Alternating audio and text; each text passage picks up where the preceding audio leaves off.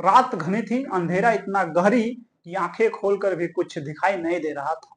ठंडी हवा पेड़ों की टहनियों से टकरा रही थी और दूर पहाड़ों के बीच एक रहस्यमयी आवाज गूंज रही थी, ओम नमः शिवाय। यह कोई साधारण रात नहीं थी, यह वह रात थी जब सृष्टि की सबसे बड़ी रहस्य का पर्दाफाश हुआ था। यह महाशिवरात्रि की रात थी। शिव एक ऐसा नाम जो सृष्टि के आरंभ से ही गूंज रहा है। वे ना तो जन्मे हैं और ना ही उनका कोई अंत है। वे संहार करता है, लेकिन साथ ही सृष्टि को बनाए रखने वाले भी वही हैं। उनका तीसरा नेत्र जब खुलता है तो ब्रह्मांड जलकर राख हो जाता है, लेकिन जब वे ध्यान में होते हैं तो पूरी दुनिया शांति में डूबी होती है। बहुत समय पहले एक राजकुमारी ने अपने राज्य का सुख संपत्ति त्याग दिया। उसका एक ही लक्ष्य था, भगवान शिव को अपने पति के रूप में पाना। वह राजकुमारी कोई और नहीं बल्कि हिमालय पुत्री पार्वती थी। पार्वती ने घने जंगलों में जाकर कठोर तपस्या की। उन्होंने कई महीनों तक भोजन नहीं किया, नहीं जल ग्रहण किया। उनकी तपस्या इतनी प्रबल थी कि स्वयं देवताओं को चिंता होने लगी। देवताओं ने शिव से विनती किया, हे महादेव, पार्वती की भक्ति देखिए, वह आपके लिए अपना सब कुछ त्याग चुकी हैं। शिव जो ध्यान में लीन थे, धीरे धीरे मुस्कुराए। उनके तीसरे नेत्र से एक दिव्य प्रकाश निकला और पार्वती के चारों ओर फैल गया। उसी क्षण उन्होंने पार्वती को अपनी पत्नी के रूप में स्वीकार कर लिया।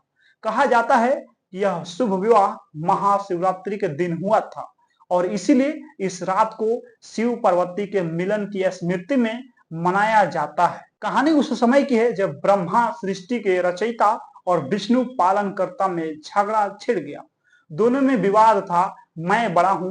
ब्रह्मा बोले, मैंने सृष्टि की रचना की है, मैं सबसे श्रेष्ठ हूं। विष्णु बोले, मैं सृष्टि का पालन करता हूं, मैं सबसे बड़ा हूं। दोनों देवता एक दूसरे को पराजित करने के लिए तैयार हो गए। तभी अचानक आकाश में एक अद्भुत प्रकाश प्रकट हुआ। यह प्रकाश इतना विशाल था कि इसकी कोई सीमा नहीं थी। यह ज्योति इतनी तेज थी कि सूर्य भी उसके सामने फीका पड़ गया। ब्रह्मा और विष्णु आश्चर्य में पड़ गए कि यह क्या है। विष्णु ने उस प्रकाश के अंत को खोजने के लिए 12 सुअर का रूप लिया और धरती के नीचे जाने लगे। उधर ब्रह्मा ने हंस का रूप लिया और आकाश में ऊपर उड़ने लगे। वे हजारों वर्षों तक प्रयास करते रहे, लेकिन उस ज्योति का कोई अंत नहीं मिला। थक हार कर दोनों ने अपनी हार मान ली। तभी उस प्रकाश के बीच से एक दिव्य आकृति प्रकट हुई। वे भगवान शिव थे। उन्होंने कहा कि मैं ही सृष्टि पालन और संहार का मूल हूं। जो अहंकार में जीता है वह कभी सत्य को नहीं जान सकता है। समुद्र मंथन की कहानी आपने सुनी होगी। जब देवता और असुर अमृत प्राप्त करने के लिए समुद्र मंथन कर रहे थे, तब समुद्र से पहला रतन नहीं बल्कि कालकूट विष निकला था।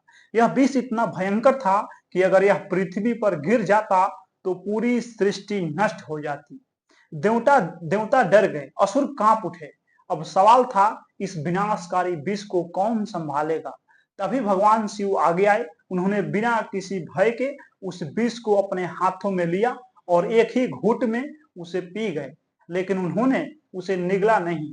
विष उनके गले में अटक गया और उनका कंठ नीला पड़ गया। तभी से वे नीलकंठ कहलाने लगे। महाशिवरात्रि को शिव के इस त्याग को याद किया जाता है और लोग उपवास रहकर यह संकल्प लेते हैं कि वे भी अपने जीवन के विष नकारात्मकता को अपने अंदर स्थान नहीं देंगे। कहा जाता है कि महाशिवरात्रि की रात को सोना नहीं चाहिए, लेकिन क्यों? एक मान्यता है कि इस रात पृथ्वी की ऊर्जा अलग होती है। अगर आप पूरी रात शिव मंत्रों के साथ जागते हैं तो यह ऊर्जा आपके शरीर और मन को शुद्ध कर सकती है।